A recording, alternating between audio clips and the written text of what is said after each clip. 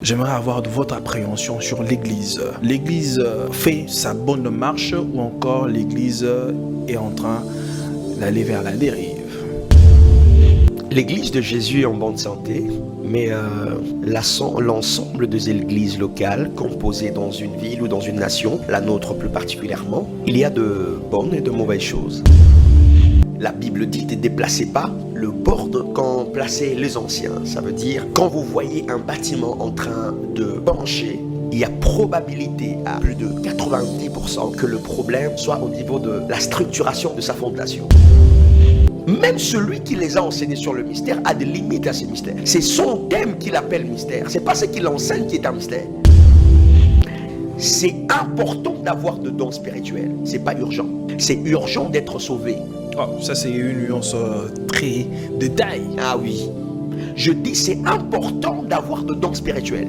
C'est nécessaire, mais c'est pas urgent. C'est pas urgent. C'est pas urgent. Parce qu'aucun don n'emmène au ciel. Regardez, un ange peut vous apparaître maintenant. Je vais même plus loin. Le Seigneur Jésus-Christ peut vous apparaître maintenant. Ok? Lui-même, il vous dit, je te donne le pouvoir de guérir tout le malade. Croyez-moi sur parole. Un jour, ou peut-être au départ, vous allez prier pour un malade, il n'est pas guéri. Quel est le rôle d'abord majeur d'un prophète? Est-ce d'apporter la parole de Dieu, de donner seulement des prophéties, révéler les vies des gens, ou encore de prier pour les malades? Lorsque nous regardons le prophète dans la Bible, le prophète commence quand? Qui est le premier prophète de la Bible? Ou le premier prophète de la terre, en tant qu'humain, chronologiquement parlant? Qui est le premier? Pas le plus grand, j'ai dit le premier. Celui qui est le premier à être appelé prophète n'a jamais été informé qu'il était prophète par Dieu. Qui est-ce? Abraham. Abraham.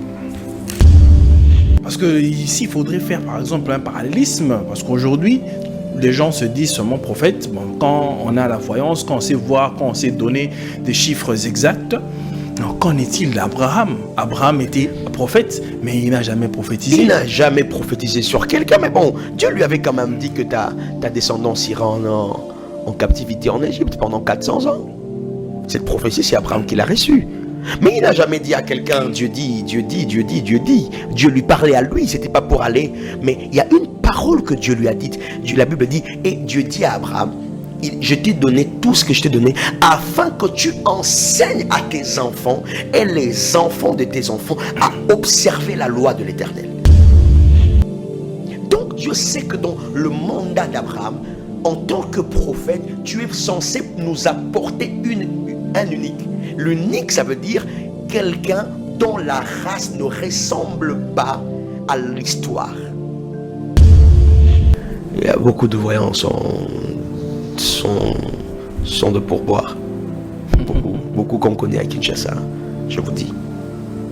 Parce que c'est une tendance, c'est quelque chose qui est devenu comme une mode. La mode, hein? Une mode, une sorte de tendance culturelle, ecclésiastique. Tout le monde veut donner des détails pertinents.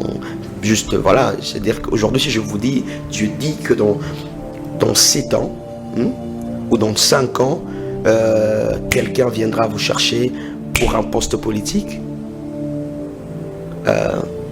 vous allez dire, bon, c'est bien beau. Ok? Mais on n'a aucune preuve que c'est vrai. Mais si je vous dis, vous vous appelez Jules, Mia, votre père s'appelle tel, votre mère s'appelle tel, votre grand-père, on donne une sorte de crédibilité à ce qu'on va annoncer. Chose qui n'est pas faux, c'est logique. Mais maintenant, les gens commencent à chercher par toutes les voies cette portion-là pour amener ça à avoir cette crédibilité dans leur déclaration. Alors que c'est faux. C'est vraiment faux. Et ça fait partie d'une des attaques de l'ennemi, du diable dans l'église. Il pousse les gens à considérer de choses comme une urgence alors qu'elles ne les sont pas. La voyance n'est pas une urgence, mais le prophétique si.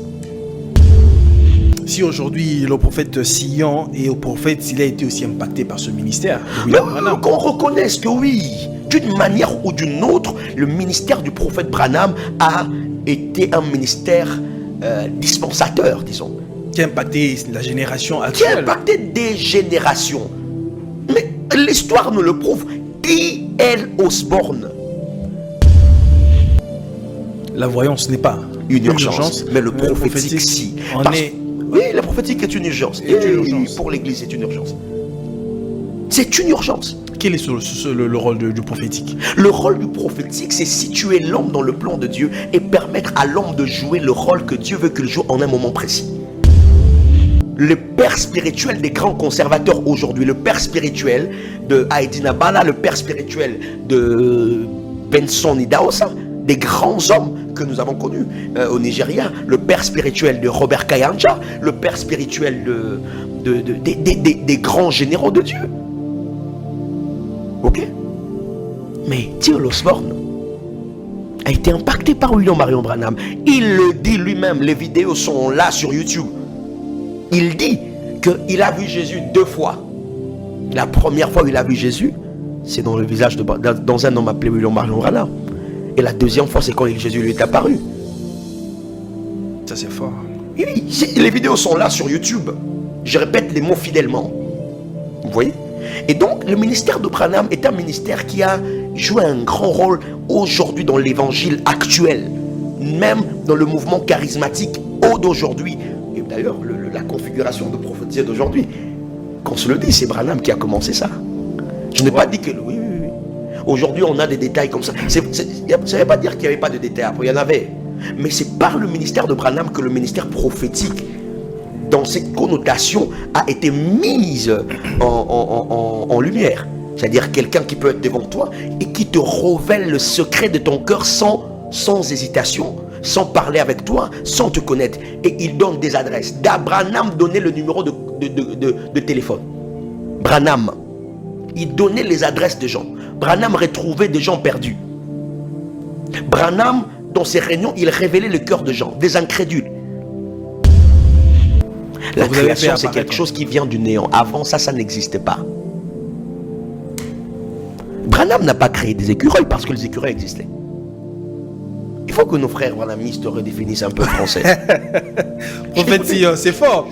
Branham n'a pas créé Il n'a pas créé les écureuils parce que les écureuils existaient.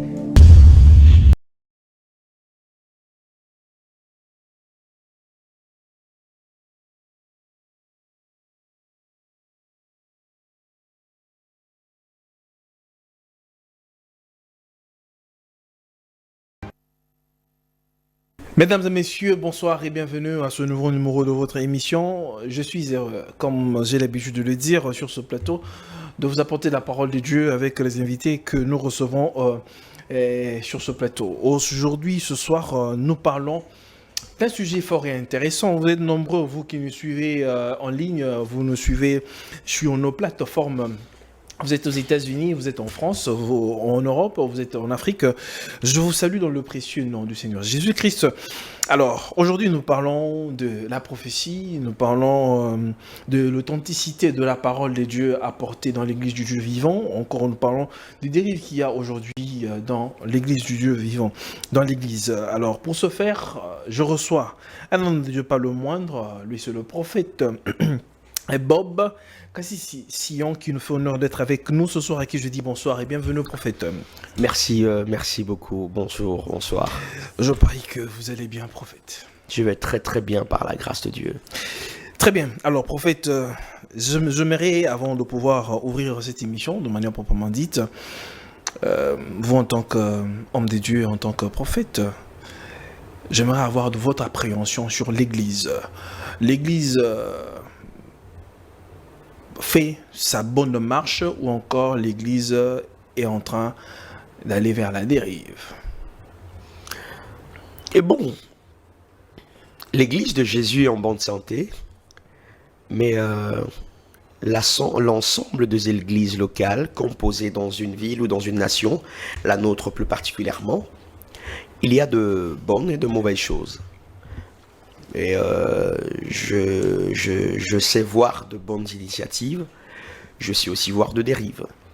Donc, dans tout le cas, dire que ça avance dans le bon ou dans le mauvais sens, ça dépend de contexte. Mais pour être beaucoup plus équilibré, je pense que il y a de dérives qui sont très criantes, mais il y a aussi de bonnes choses dont on n'en parle pas trop. Et donc, haussons un peu plus la voix aussi, autant sur les dérives, pour les empêcher de croître, mais aussi sur de bonnes initiatives qui peuvent nous aider à aller plus loin. Parce que vous parlez des dérives. Les dérives sont dues à quoi? De la parole qui n'est pas apportée à sa juste valeur dans l'Église, ou c'est un problème d'homme? Voilà, les dérives sont toujours liées au fondement.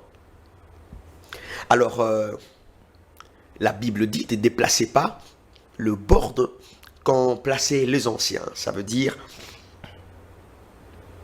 quand vous voyez un bâtiment en train de pencher, il y a probabilité à plus de 90% que le problème soit au niveau de la structuration de sa fondation. Excusez-moi, je l'air un peu... Il n'y a pas de problème, prophète. Alors, du coup, je suis bouché, je sais pas pourquoi.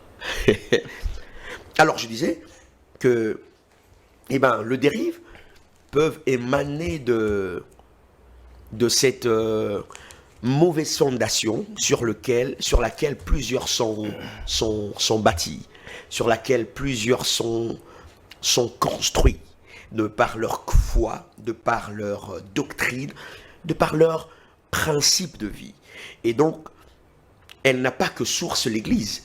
Il y a beaucoup de dérives qui ont pour source la souche éducative, les familles. Et certains viennent à l'Église avec leur entendement domicile. Certains viennent à l'Église avec l'éducation reçue de leur père et de leur mère, qui ne collaborent pas toujours avec le principe qui font fonctionner l'œuvre du Seigneur Jésus-Christ.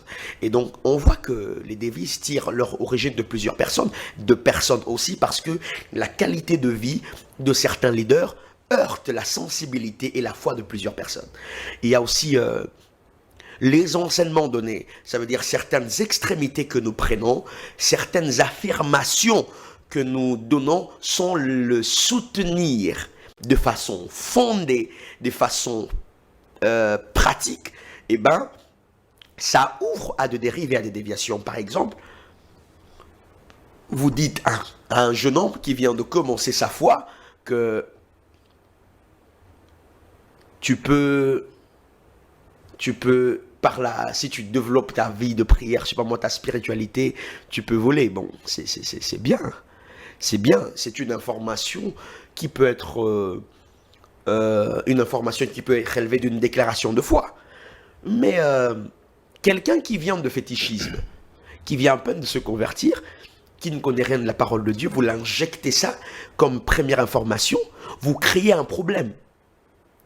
Sans que vous ne vous en rendez compte, si vous ne soutenez pas une telle déclaration par l'encadrement d'un enseignement susceptible de l'aider à comprendre et à aligner de telles déclarations. Aujourd'hui, par exemple, vous voyez qu'il y a de jeunes gens qui sont prêts à devenir prophètes et dès que vous vous renseignez, il n'est même pas fermé dans son église. Mais pourquoi? Parce que dès lors qu'il a peut-être connu l'évangile, le vent de l'évangélisation, il se retrouve dans un endroit et la première de choses qui tombe dans ses oreilles, c'est que Dieu va faire de vous de prophètes, et puis il ressort avec le goût de la foule, il voit que son ami de gauche est devenu prophète, et 1, 2, 3, 4 mois après, il commence à avoir le goût d'être prophète. On ne lui donne pas le goût de connaître le maître. On lui donne le goût de démontrer les œuvres du maître. Oh, cela est aussi un problème. C'est un grand problème d'ailleurs. Un problème dangereux. Et qui d'ailleurs peut devenir quelque chose qui peut détruire les églises locales.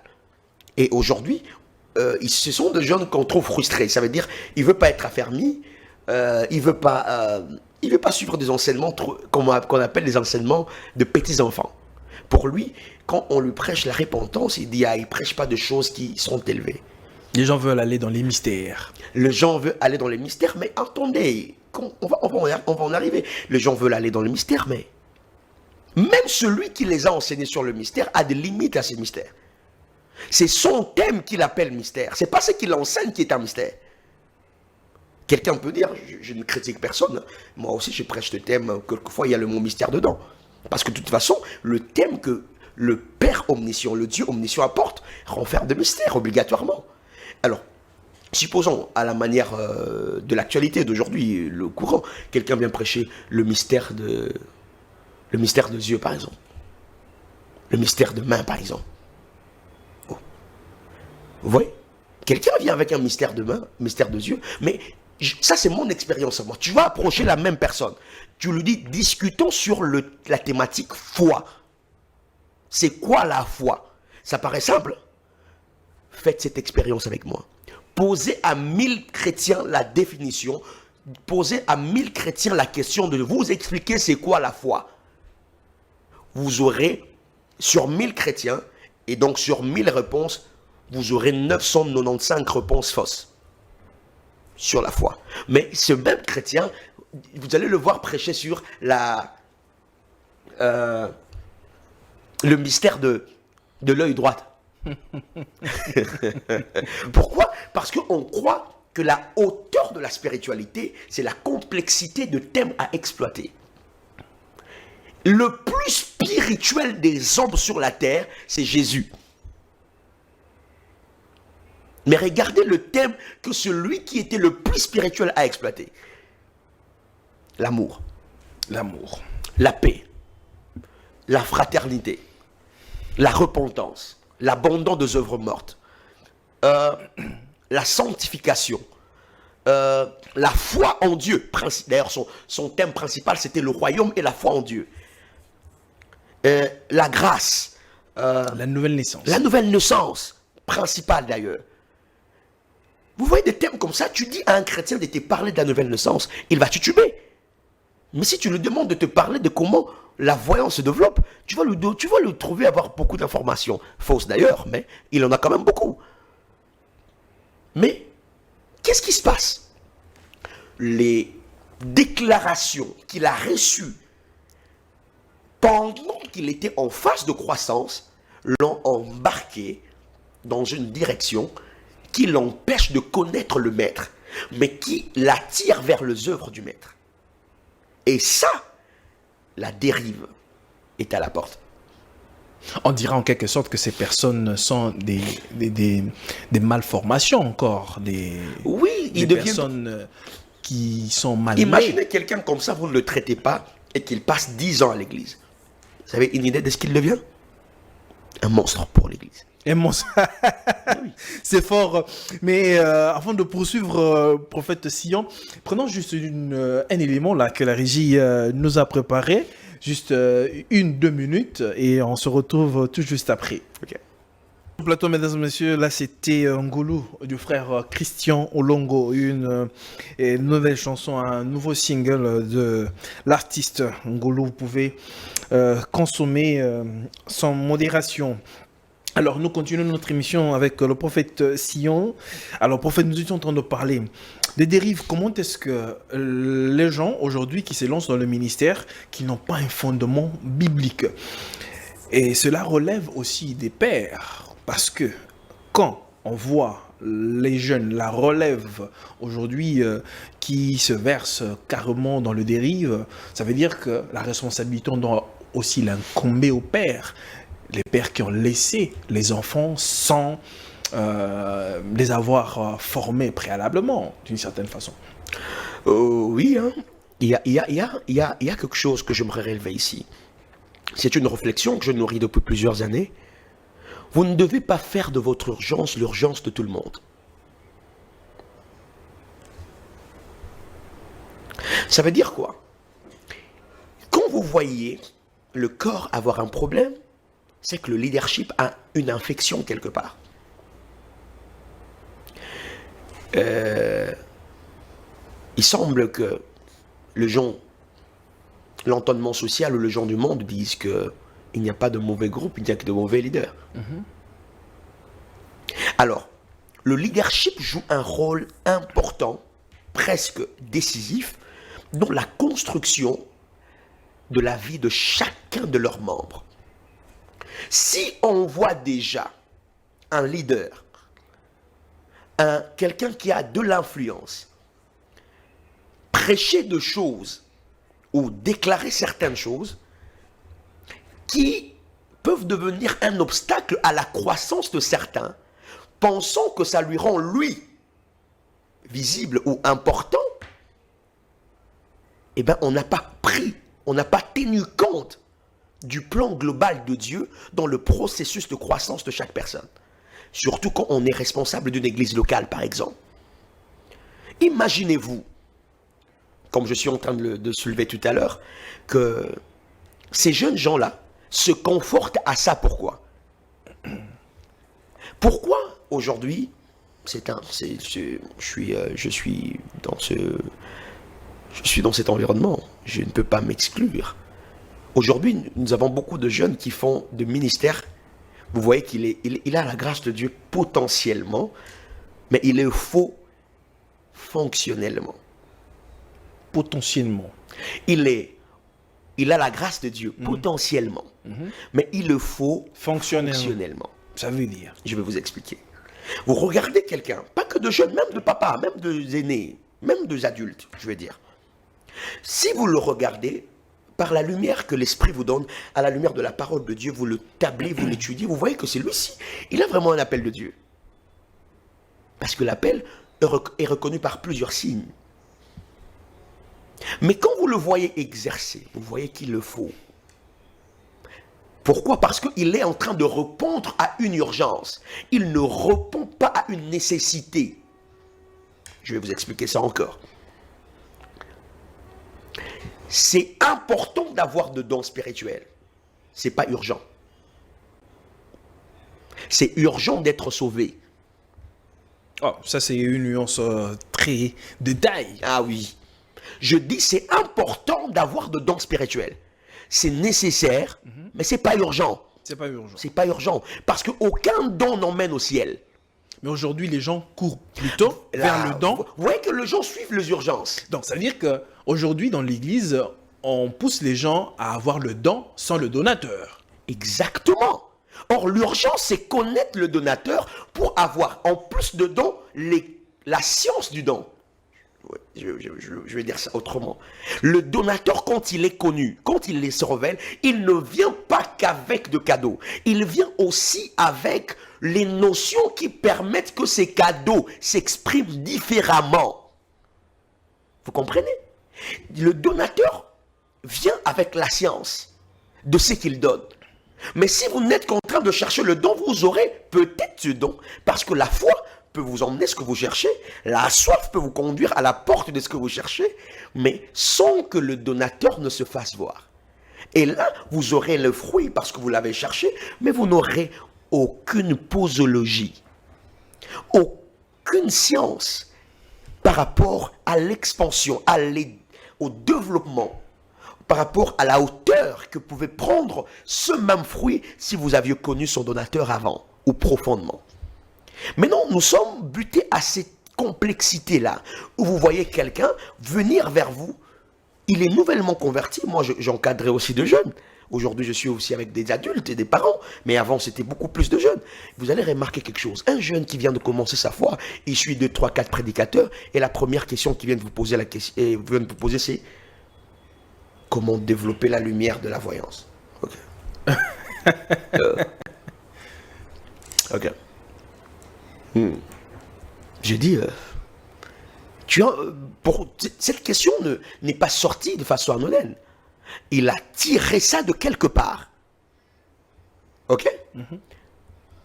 Et il a été emporté par une vague, une tendance qui a construit en lui une attente. Je lui dis, pourquoi? Tu veux connaître ça? Non, parce que, voilà, il y a de secrets qu'il faut connaître, il y a de clés qu'il faut recevoir. Voilà le premier problème et la déformation d'un garçon comme ça. Vous ne lui aviez pas appris la puissance de la foi. Ça veut dire quoi? La puissance de la foi ne consiste pas à être ignorant, non. Ça consiste à faire confiance à la personne avant de faire confiance à ses réalisations. La foi vous permet de voir Christ, même quand ce qu'il fait n'est pas encore visible. La foi vous permet d'établir la relation même quand les actions ne sont pas encore tangibles. Est-ce que vous voyez maintenant, quand vous poussez quelqu'un à commencer à avoir l'action avant la relation, vous le déformez. Et malheureusement, il suit ça 1, 2, 3, 4, 10 fois, 1 année, 2 ans, 3 ans, vous avez déjà quelqu'un qui est à la base déformé. Vous avez déjà une génération qui est à la base. C'est pour ça qu'aujourd'hui, vous allez voir. Aujourd'hui, je prie que Dieu ramène la rigueur dans le leadership chrétien. Même dans l'exercice de certains dons. Donc aujourd'hui, il n'y a plus de rigueur. Je n'en vois pas, moi. Sincèrement. Il y a un peu du laisser-aller. Il n'y a pas un peu. Il y a du laisser-aller. C'est alarmant, ce laisser-aller. C'est alarmant. Ça atteint un niveau qu'on ne peut même pas... ça atteint le paroxysme. Je pense que le paroxysme, c'est encore un minimum. Oui, oui. Le summum. Ça atteint le summum, ça atteint son plein emploi. Vous voyez, quand vous dites un plein emploi, je suis un économiste, donc c'est-à-dire que tous les facteurs de production ont atteint le point le plus culminant. Alors,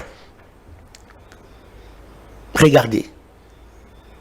Vous voyez quelqu'un, par son urgence, entraîner toute une génération, tout un groupe, par son urgence à lui. Parce que lui veut avoir un nom. Parce que lui veut avoir une réputation. Parce que lui veut avoir un parfum. Parce que lui veut avoir une considération. Il sait qu'il ne peut pas l'avoir seul. Et ce qu'il peut faire peut entraîner plusieurs dans la boue. Lui, peut-être qu'il va se retrouver après. Et les autres.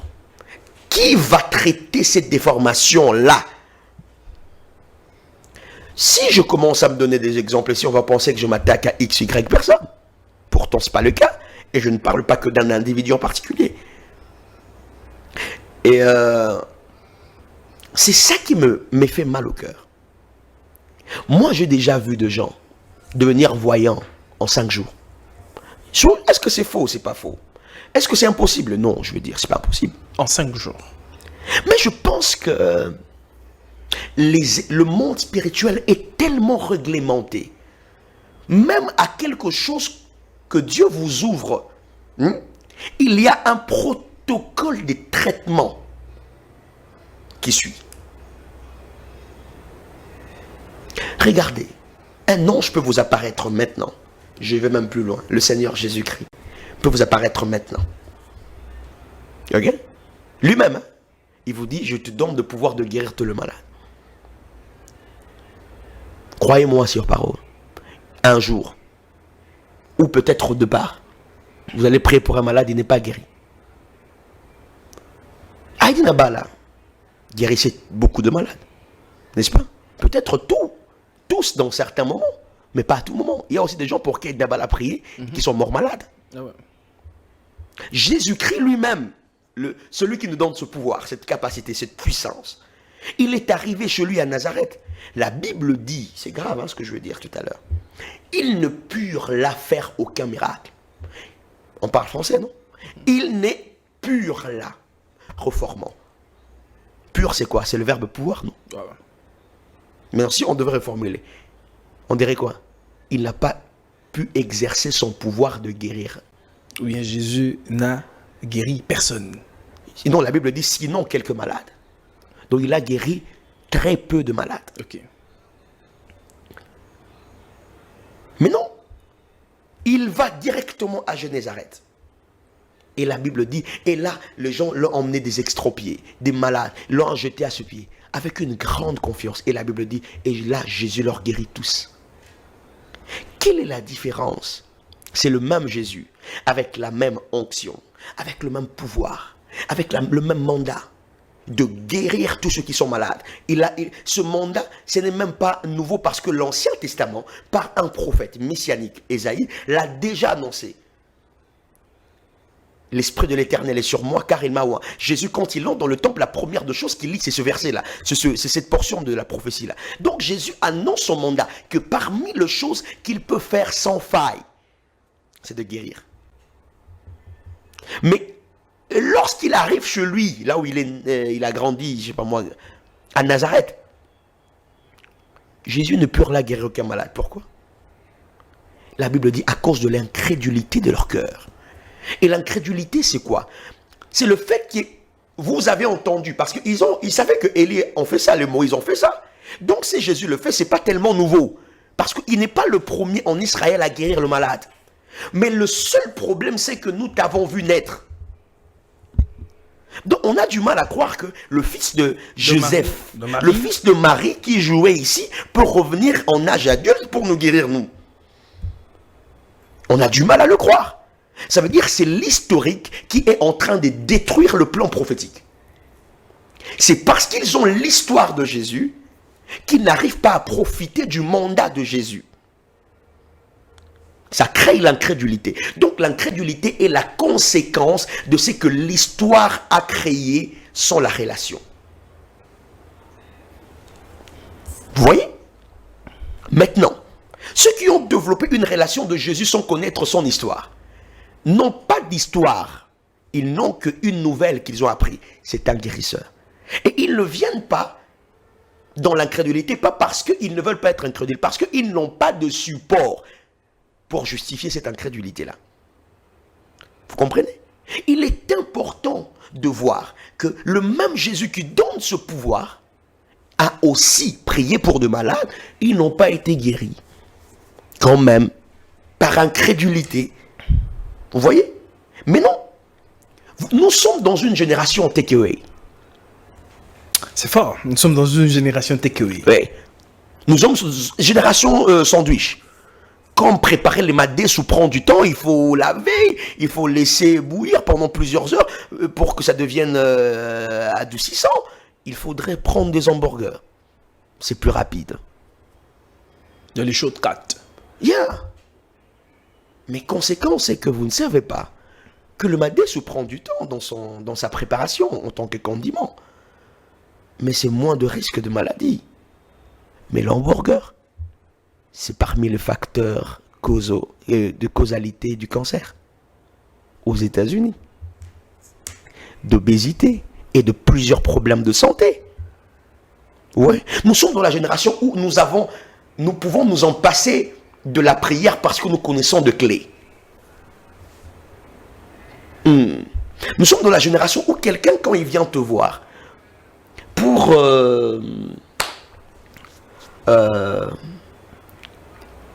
peut-être à recevoir l'impactation d'un don, parce qu'il m'arrive de guérir de malades, de prier pour de guérison des aveugles, de sourds, de muets, de cancer, oui. Quelqu'un peut voir ça, il dit non, j'ai besoin d'avoir la même grâce. Tu veux prier pour lui, il dit non, prophète. Je sais que tu vas prier pour moi, mais il te faut dire des choses que je dois appliquer. Suis-je en train de dire que ces choses-là n'existent pas? Peut-être que ça existe. Mais le problème, c'est que pourquoi la première chose serait la recherche de cette chose-là, si c'est la foi qui doit coordonner les actions des hommes? Maintenant, imaginez-vous qu'il n'ait pas accès à vous pendant 1 année, 2 ans, mais qu'il ait toujours la soif de recevoir une telle capacité. N'est-ce pas que l'idée de toucher à l'occultisme le traverserait l'esprit? Si. Et c'est là que le mélange entre. Pourquoi? Parce que les bases, le leadership a donné une mauvaise impulsion. Ne faisons pas de nos urgences une urgence pour tout le monde. Ne faisons pas de nos urgences une urgence pour tout le monde. Ça m'ouvre directement, prophète, de vouloir essayer un peu d'éclaircir sur ce point ici. Parce que nous parlons de la prophétie, nous parlons du prophète. Quel est le rôle d'abord majeur d'un prophète? Est-ce d'apporter la parole de Dieu, de donner seulement des prophéties, révéler les vies des gens, ou encore de prier pour les malades? Ce que je vais vous dire, ça va choquer un peu certains, mais c'est justifié par les Écritures. On dirait, nous sommes déjà habitués dans cette génération. Ici, que Dieu m'aide aussi à enlever un peu cette histoire que je vais vous choquer là. C'est devenu un peu à la mode, quoi. Mais bon, ça va choquer parce que l'entendement... Moi, personnellement, je ne suis pas derrière Quand vous me voyez suivre même les quelques prédicateurs qui sont modèles pour moi, je ne suis pas trop... Je suis beaucoup le service parce que j'aime les œuvres du Maître. Et je m'attends à Dieu, à tout ça. Mais je m'attache beaucoup aux enseignements avant d'aller suivre des résultats de gens. Ouais. Dans ma chaîne, j'ai très peu de services, j'ai beaucoup de résultats, j'ai beaucoup d'enseignements de certaines personnes que je trouve être de modèles, soit dans l'art de prêcher, soit dans la hauteur de leur consécration, du niveau qu'ils ont atteint avec Dieu, spirituellement, ou dans le ministère, ou même dans l'exercice de ce qu'ils font. Alors, voilà ce que je remarque. Je suis un étudiant de la parole de Dieu. J'ai fait une étude sur le prophète, le prophétique et les différentes phases du mouvement prophétique depuis Genèse jusqu'à Apocalypse. Parmi les conclusions que j'ai, c'est parmi mes livres, parce que les gens pensent que je n'écris pas. J'ai au moins 15 livres que je suis en train d'écrire petit à petit. Que vous avez déjà édité ou bien... Pas encore, c'est encore en écriture. Hein. Ok. Tous les jours, toutes les années, au moins 15. Je n'en parle pas, mais je suis dedans. Ok. Alors, parmi les observations que j'ai faites du prophète, puisqu'on parle du prophète, d'une partie de ma vie, je suis appelé dans ce domaine. Je me suis rendu compte que le prophète est le plus vieux ministère. Si on devrait le compter, l'observer comme un ministère post-ascension. Ça veut dire parmi le ministère que Christ laisse à l'Église pour son gouvernement, pour sa gouvernance et sa coordination. Christ laisse, l'apôtre Paul parle de 5. Si on a 5, je ne sais pas, mais l'apôtre Paul, lui, parle de 5. Donc, 5, non, ça encore, ça dépend de version. Si vous allez lire la King James, et que vous faites la comptabilité, il ne s'agit pas tellement de 5 ministères. Mais bon, ça, je ne vais pas entrer dedans. Traditionnellement, on accepte 5. Donc, les pasteurs, les docteurs, l'évangéliste, l'apôtre et le prophète. Voilà, j'ai cité ça en 2 ordres. On devrait commencer par l'apôtre et les prophètes, mais bon, ça va, c'est pas un problème. Mais quand vous lisez en anglais, on parle de l'apôtre, du prophète, du docteur et du pasteur, de l'apôtre, de prophète, de l'évangéliste, et on parle de soit docteur qui enseigne ou pasteur qui enseigne. Mais on ne parle pas de docteur comme docteur. Vous voyez? Alors, bref, moi je suis du courant de 5. C'est-à-dire de traditionnel que nous retenons. Donc apôtre, prophète, pasteur, docteur, évangéliste. Mais non.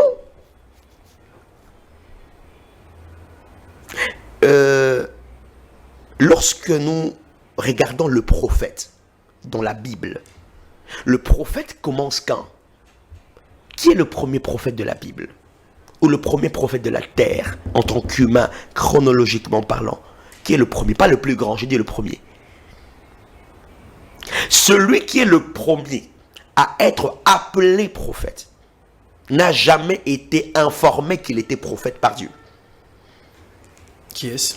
Abraham. Abraham. La première fois où on voit le mot prophète dans la Bible, c'est dans Genèse. Et c'est lié à la personne du père Abraham. La Bible dit ceci. Abimelech prend la femme d'Abraham, d'accord? Sarah, en Égypte. Et Dieu frappe Abimelech d'une maladie grave. Abimelech est sur le point de mourir. Et la nuit, Dieu apparaît par un ange. Et Dieu lui dit à Abimelech, rends la femme de mon serviteur. Parce que la femme que tu as prise, ce n'est pas ta femme, c'est la femme de mon serviteur. Mais Abimelech, je pense qu'il était surpris. Parce qu'Abimelech n'a pas pris la femme de quelqu'un. Abraham avait dit que c'était sa sœur. Et Abraham, parce que Sarah était très belle, et de taille et de figure, Abraham a cédé parce qu'il était sur une terre étrangère, et il ne voulait pas qu'on le tue à cause de la beauté de sa femme. Il a déclaré que Sarah était sa sœur. Chose qui n'est pas très faux partiellement. Parce que Sarah était sa demi-sœur. Vous voyez? Maintenant, remarquez. Quand Abimelech tombe malade, Dieu vient à Abimelech dans sa couche et lui parle de rendre la femme. Et dit, car la femme de celui que tu as pris est un prophète. Comment? Regardez. Dans la marche de Abraham avec Dieu, Dieu ne lui a jamais dit qu'il était prophète.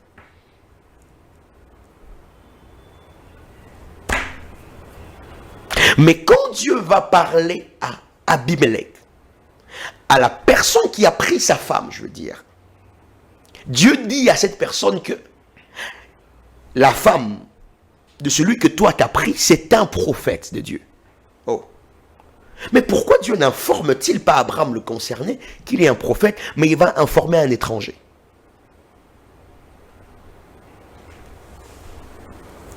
Parce que le ministère prophétique est un ministère qui joue des rôles à différentes dispensations.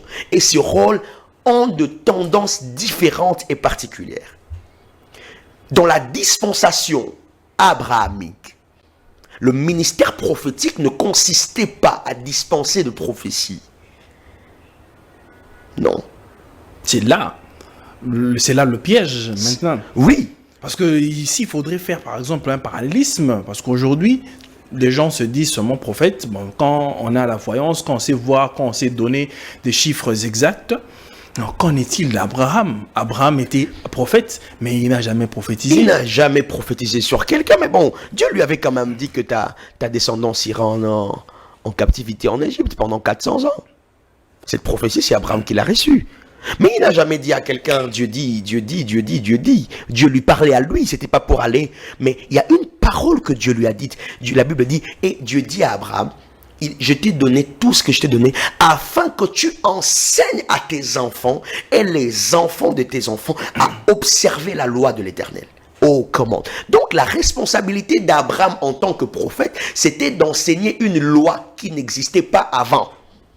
En quelque sorte, le prophète a aussi la responsabilité d'enseigner. Mais le premier à être appelé prophète dans la Bible, sa responsabilité n'était que d'enseigner, pas de prophétiser.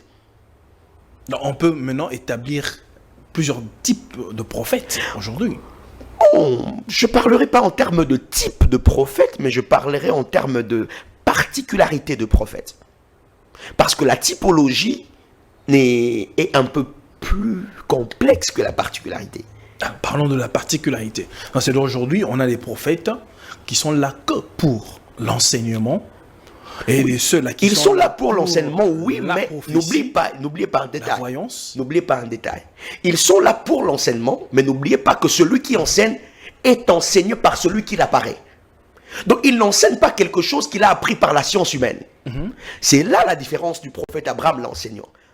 Il n'enseigne pas parce qu'il est allé au banc, quelqu'un l'a donné des informations, et lui rapporte ces informations avec beaucoup de maîtrise, et il s'est fait appeler maître ou prophète. C'est parce que celui qui l'enseigne l'apparaît et le lui révèle. Donc Abraham est l'enseignant de révélation. Il n'est pas l'enseignant de dogme. D'accord. Il n'est pas l'enseignant d'une tradition. Il est l'enseignant de quelque chose que lui-même ne connaissait pas avant. On le lui dit. On le lui informe lui aussi. Et on lui dit tout ce qu'on t'a enseigné, toi tu dois l'enseigner à tes enfants et aux enfants de tes enfants. Ça, c'est le ministère prophétique. Alors, dans la dispensation abrahamique, le ministère prophétique, selon mon étude, relevait deux fonctions majeures. Un, l'enseignement de la révélation. Et l'enseignement de la révélation ou de l'alliance, ou du code d'alliance. De deux, la naissance d'une race pure attachée directement à l'alliance. Donc, je pense que Abraham avait deux responsabilités. Puisque Dieu l'appelle père de la foi. Pour qu'il soit père, il faut qu'il ait une descendance, donc une race. Donc, Dieu voulait que par l'enseignement de la révélation ou de code d'alliance qu'il a donné à Abraham, que Abraham accouche une race. Et pour moi, ça justifierait le fait que Saraï soit stérile. Et que la naissance d'Isaac ne vienne que par une révélation de Dieu. Et non pas par la biologie, le système biologique d'Abraham. C'est-à-dire d'aller vers une femme et de la connaître. Donc Isaac est une race. C'est pour ça que Dieu l'appelle l'unique.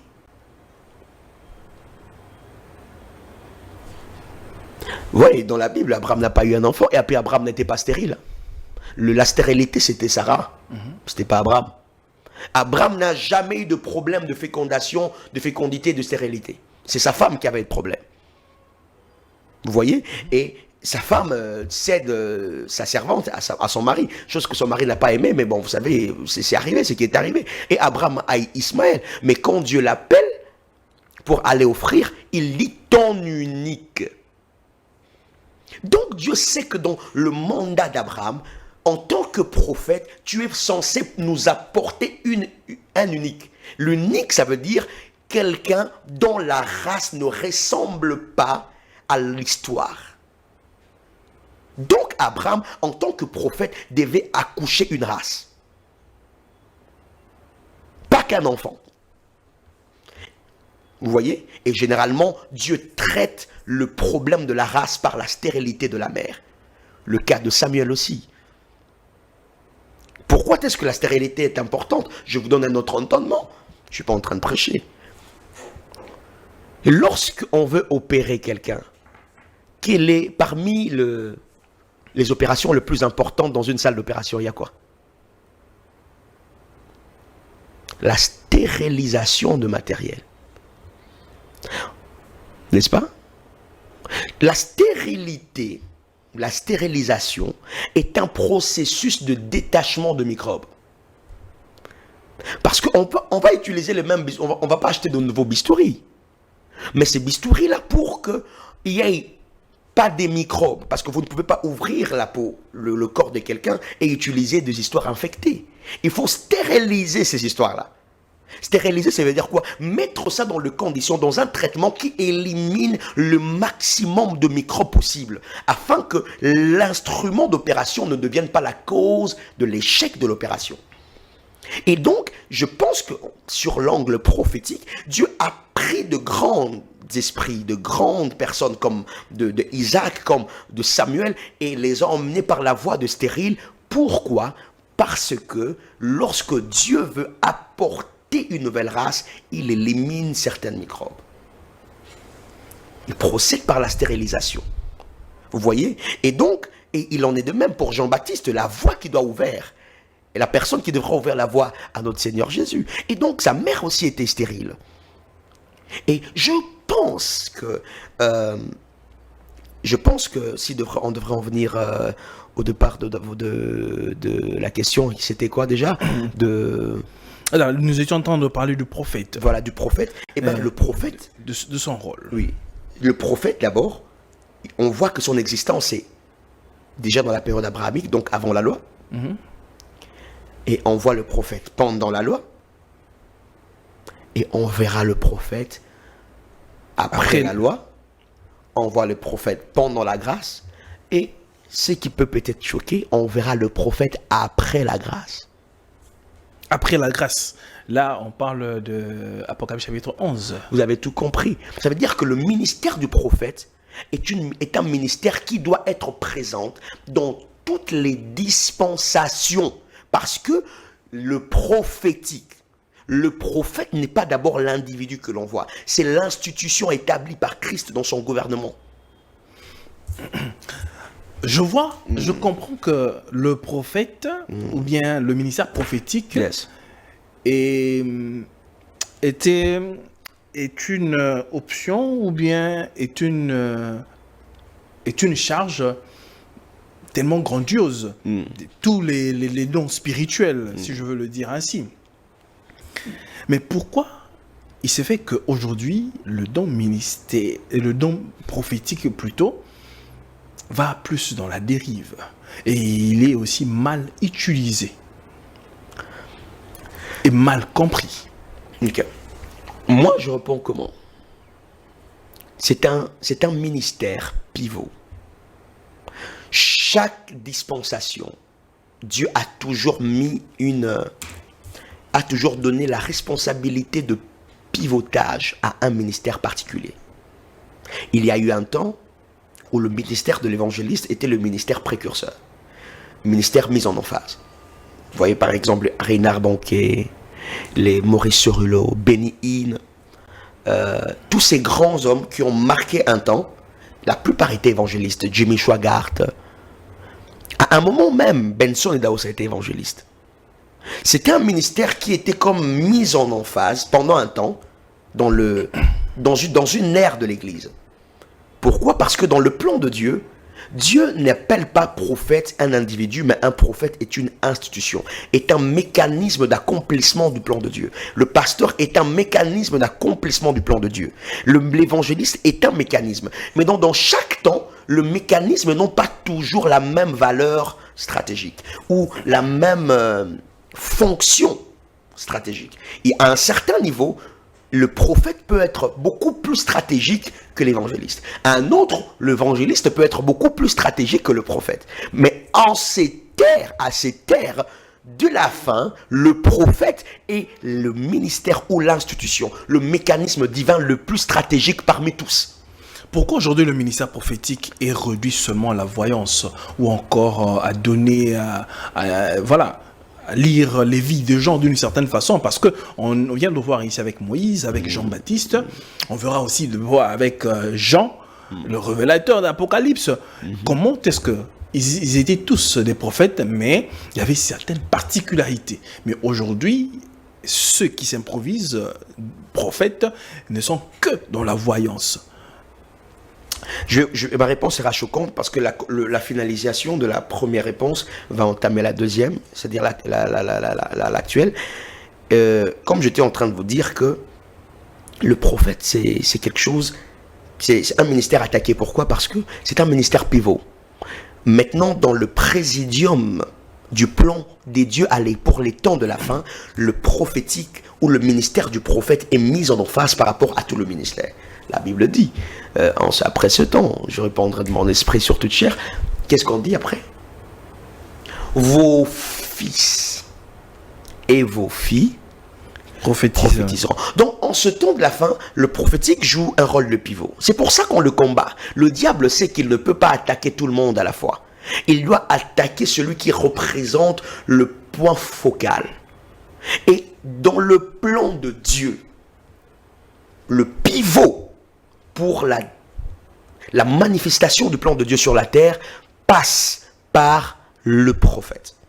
Je ne parle pas de prophète en tant que des individus, mais en tant que mécanisme divin de l'accomplissement du plan original de Dieu. Okay? Et ces mécanismes-là manifestent des hommes appelés prophètes. Okay? Maintenant, aujourd'hui, c'est réduit à la voyance, comme vous venez de dire. Déjà, je vais vous dire quelque chose qui peut vous déranger. Il y a beaucoup de voyants sont de pourboire. Beaucoup qu'on connaît à Kinshasa, je vous dis.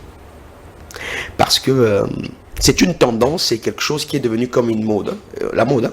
Une mode, une sorte de tendance culturelle, ecclésiastique. Tout le monde veut donner des détails pertinents. Juste, voilà, c'est-à-dire qu'aujourd'hui, si je vous dis, Dieu dit que dans 7 ans, ou dans 5 ans, quelqu'un viendra vous chercher pour un poste politique, vous allez dire, bon, c'est bien beau. Ok? Mais on n'a aucune preuve que c'est vrai. Mais si je vous dis, vous vous appelez Jules, Mia, votre père s'appelle tel, votre mère s'appelle tel, votre grand-père, on donne une sorte de crédibilité à ce qu'on va annoncer. Chose qui n'est pas faux, c'est logique. Mais maintenant, les gens commencent à chercher par toutes les voies cette portion-là pour amener ça à avoir cette crédibilité dans leur déclaration. Alors que c'est faux. C'est vraiment faux. Et ça fait partie d'une des attaques de l'ennemi, du diable dans l'Église. Il pousse les gens à considérer de choses comme une urgence alors qu'elles ne les sont pas. La voyance n'est pas une urgence, mais le prophétique si. La voyance n'est pas une urgence, mais le prophétique si. Oui, le prophétique est une urgence. Pour l'Église, c'est une urgence. C'est une urgence. quel est le rôle du prophétique? Le rôle du prophétique, c'est situer l'homme dans le plan de Dieu et permettre à l'homme de jouer le rôle que Dieu veut qu'il joue en un moment précis. Parce que le prophétique vous permet de maximiser deux choses. Un, le temps, deux, l'espace. Quand vous êtes prophétique, vous n'allez pas manquer un temps. Et de deux, vous n'allez pas perdre des lieux. Parce que le prophétique vous permet d'avoir les outils nécessaires pour saisir le temps d'une chose et pour avoir les moyens d'occuper l'espace pour lequel ce temps-là doit se manifester. Parce que vous avez dit que la voyance n'était pas une urgence. Non, pas du tout. Plutôt, le prophétique est une urgence et aussi une obligation. Oui, obligation même. Alors, comment connaître l'authenticité d'une prophétie? Parce qu'on en a aussi aujourd'hui plein dans nos églises. Comment une personne peut reconnaître une authenticité d'une prophétie, d'une parole qui vient vraiment du Seigneur? Voilà, pour de bien comprendre ça, vous devez procéder par la définition de concept. Et ne définissez pas un concept biblique à la lumière de Larousse. Du Larousse, pardon. Parce que le problème, c'est que les gens sont déjà embrouillés quand je dis que la voyance n'est pas une urgence, mais le prophétique, si. Mais les gens vont dire, mais les voyants sont des prophètes. Mais ils donnent des prophéties. Ce sont des paroles prophétiques, ce sont des visions prophétiques.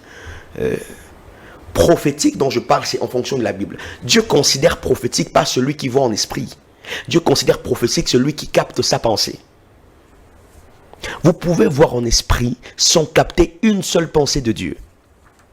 Mais je peux voir en esprit votre nom, vos parents, vos frères, vos sœurs, d'où vous venez, ce qu'il y a dans votre cœur, sans que je ne vous dise ce que Dieu attend de vous, ou sans que je ne fasse la voix à la voix de Dieu pour vous. Vous voyez? Et donc ça, vous ne devez pas tomber dans ce piège-là, de devenir quelqu'un qui voit en esprit, mais qui ne voit pas dans la divinité. Et le prophétique biblique ne consiste pas à voir seulement en esprit, mais aller un peu plus loin, à voir dans la divinité. Parce que les prophétiques chrétiens nous fraternisent, et non pas avec les esprits, mais avec la divinité de Christ. Maintenant, comment reconnaître ça? Vous avez dit c'est ça, non? Comment reconnaître que voilà et tout? Oh. Ce qui vient de Dieu a pour but de construire une relation, d'affermir une connexion entre l'homme et Dieu.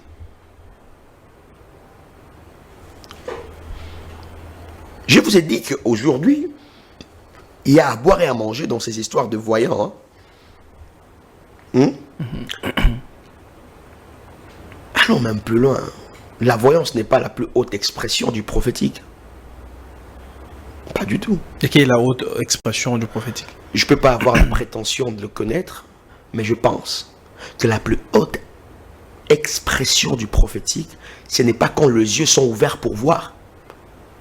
Non, c'est quand la bouche est exercée pour créer.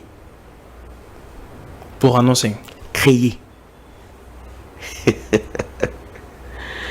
Le plus grand prophète ont exercé le pouvoir de création. Pas les yeux pour voir seulement. Vous parlez de créer. Je parle de créer. C'est-à-dire qu'on sait tous, Christian, deux choses on finit. On sait tous que le Créateur, c'est le Seigneur Jésus-Christ. Oui. Mais quand vous dites que les prophètes ont la possibilité, la capacité de créer. Exercer la bouche pour créer. C'est ça l'expression que je dis. Oui. Parce que quand vous parlez de créer, je prendrai un exemple. Nos frères du message disent que William Branham a créé les écureuils. Vous serez d'accord avec eux? Parce que vous parlez de la création. Je vais expliquer c'est quoi créer. Parce que je vous ai dit qu'il ne faut pas comprendre le français selon le dictionnaire Larousse. La Bible emploie ce verbe-là, mais pas dans l'entendement français. Ça, c'est la traduction. Ok? Comprenez ça avec la pensée biblique. Créer ne veut pas forcément dire... par exemple, je dois... C'est papier mouchoir. Ok? Si je dis que ça apparaisse, s'il n'y en avait pas, je dis que le papier mouchoir apparaît. Est-ce que j'ai créé le papier mouchoir? Parce que vous avez amené à Non, l'exil. s'il n'y en avait pas ici, ces Ouais. papiers mouchoirs, et que je disais que si papier mouchoir apparaissait et que ça apparaissait, est-ce que j'ai créé un papier mouchoir? En quelque sorte, c'est une création. Non, non, je n'ai pas créé. La vous avez création, fait c'est apparaître. quelque chose qui vient du néant. Avant ça, ça n'existait pas. Branham n'a pas créé des écureuils parce que les écureuils existaient. Il faut que nos frères branhamistes redéfinissent un peu le français. Prophète Sion, c'est fort. Branham n'a pas créé Il n'a pas écureuils. créé les écureuils parce que les écureuils existaient. Si les écureuils, la création, c'est prendre par l'inexistant, par le néant et apporter à l'existence. Tant que ça existe déjà, vous n'aviez pas créé, peut-être inventé. C'est le français qu'on parle. Il faut que nos frères, moi je crois au ministère de Branham. Oh, attendez. Mais oui, je n'ai pas dit que je croyais à tout ce que le prophète Branham a dit, mais à la personne. Je croyais à l'authenticité, un ministère authentique, qu'on ne se voile pas la face. Si aujourd'hui le prophète Sion et au prophète, s'il a été aussi impacté par ce ministère de William Branham. Qu'on reconnaisse que oui, d'une manière ou d'une autre, le ministère du prophète Branham a été un ministère dispensateur, disons. Qui a impacté la génération Qui a actuelle. impacté des générations. Mais l'histoire nous le prouve. T.L. Osborne, le père spirituel des grands conservateurs aujourd'hui, le père spirituel de Heidi Nabala, le père spirituel de Benson Idahosa, des grands hommes que nous avons connus au Nigeria, le père spirituel de Robert Kayanja, le père spirituel des grands généraux de Dieu.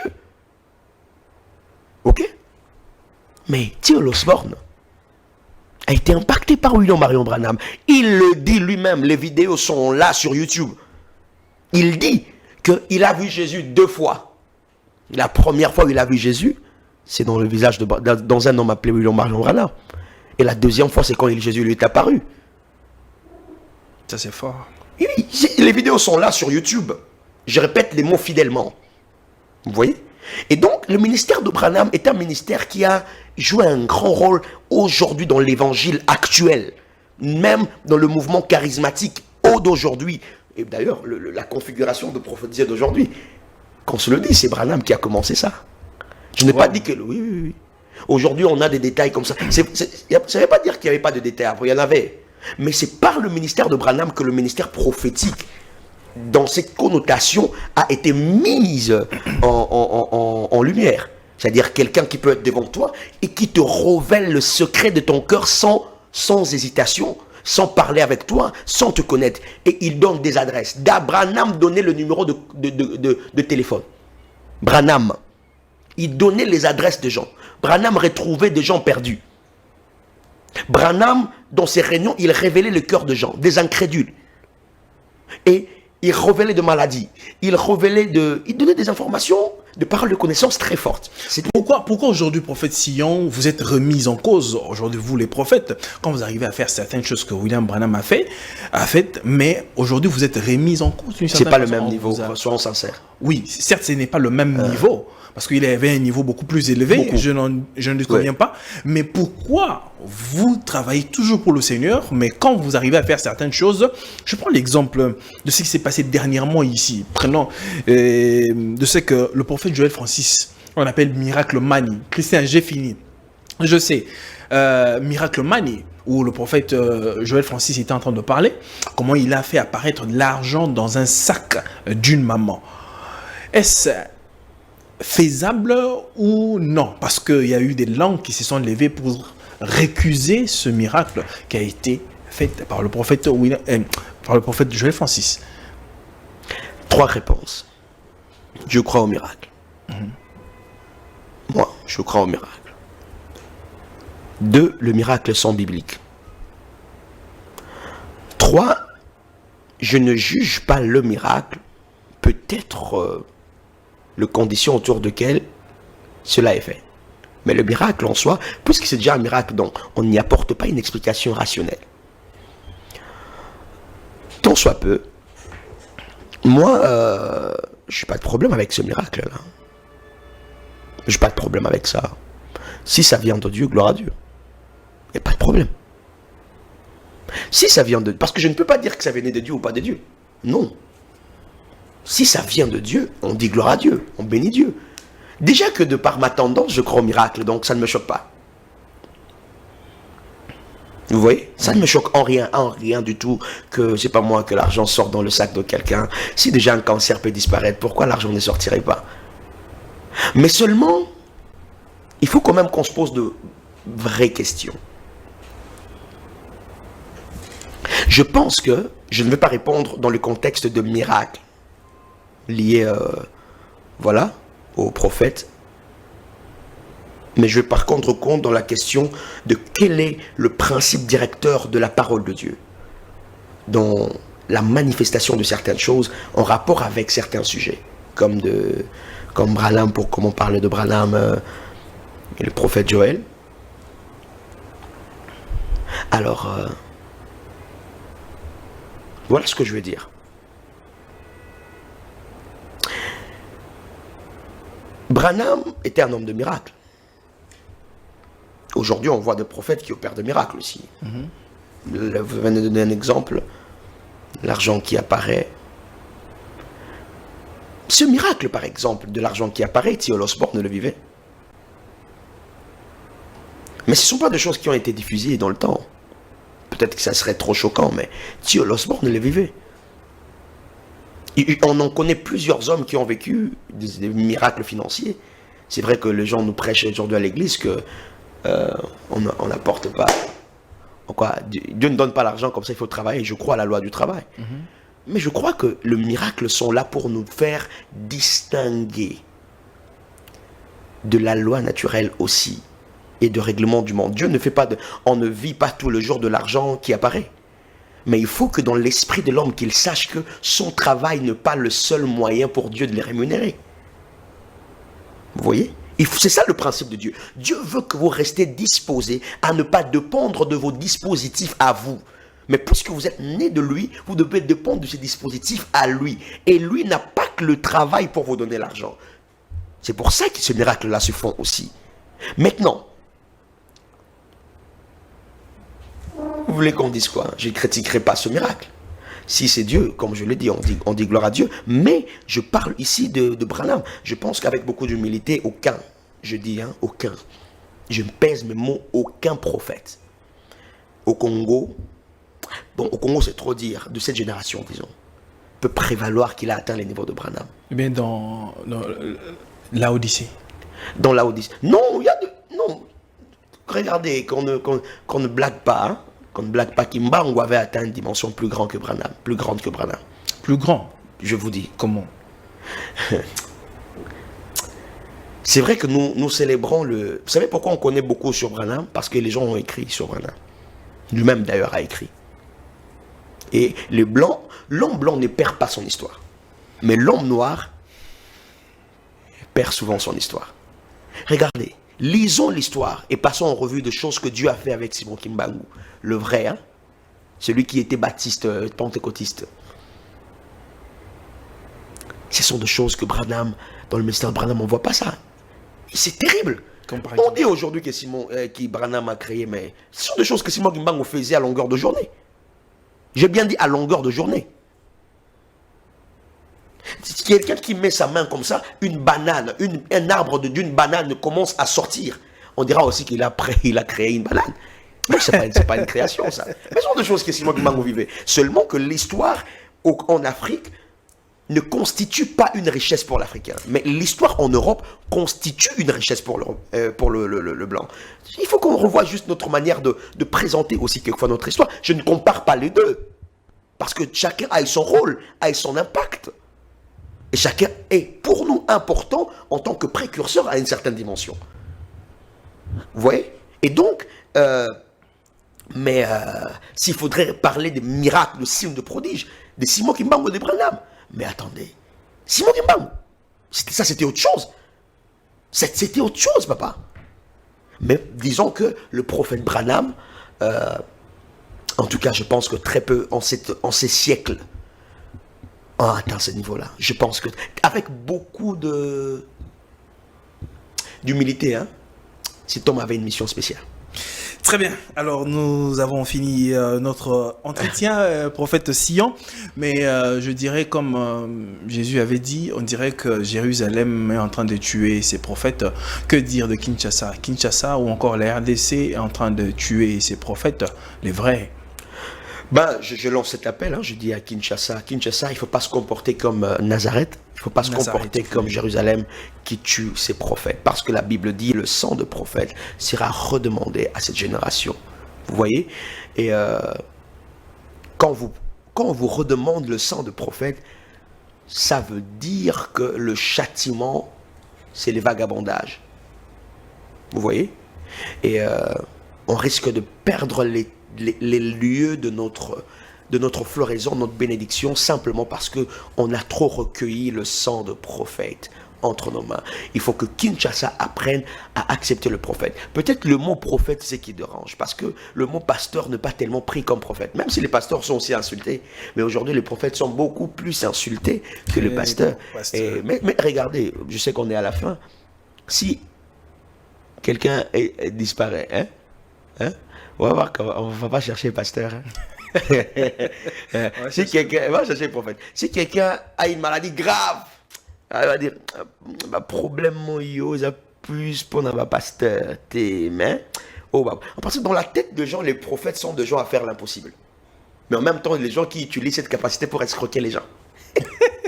Et donc, nous rétablissons la valeur, mais aussi.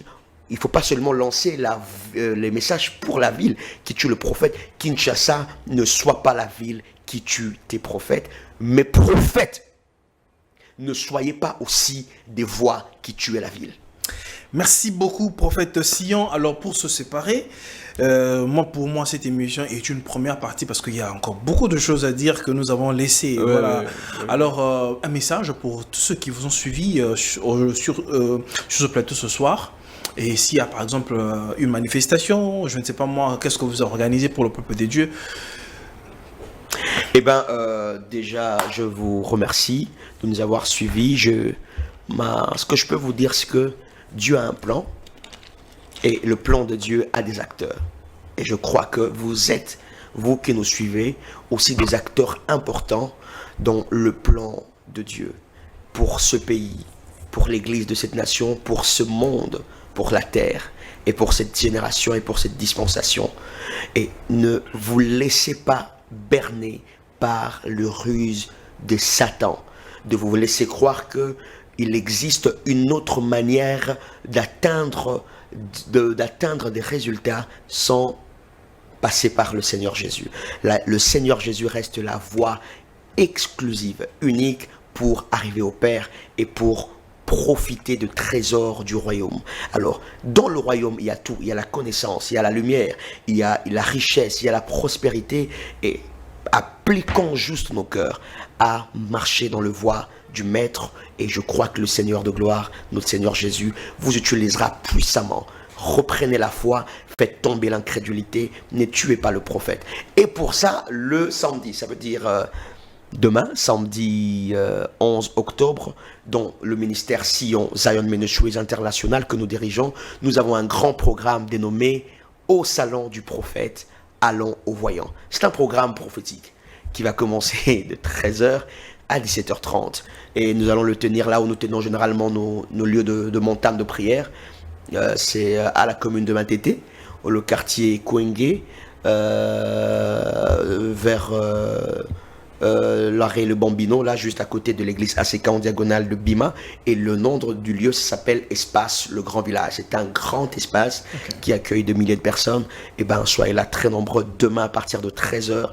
Nous allons avoir un programme très prophétique. Venez avec foi, venez avec tout ce que vous avez. Si vous avez des gens perdus, vos passeports, moi je ne mets pas de conditions. Venez juste avec votre foi. Et c'est que votre foi dicte de faire, venez avec. Dieu va nous faire beaucoup de bien, Dieu va nous parler, Dieu guérira de malades et Dieu va nous enseigner. On passera de moments puissants de prière parce qu'il y a un assaut de l'ennemi contre cette ville et Dieu nous les a révélés.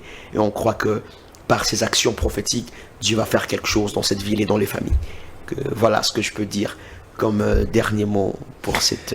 Merci beaucoup, prophète Sion. Je sais que, comme je viens de le dire, c'est une première manche.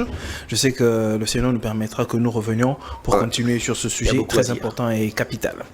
Mesdames et messieurs, c'est ici que nous mettons terme à cette émission. Merci à la grande équipe de Congo Buzz Télévision. Merci de nous avoir suivis. Écrivez-nous si vous avez aimé cette émission. Alors, on se retrouve très prochainement. Que la paix soit avec vous et que Dieu vous bénisse. Au revoir.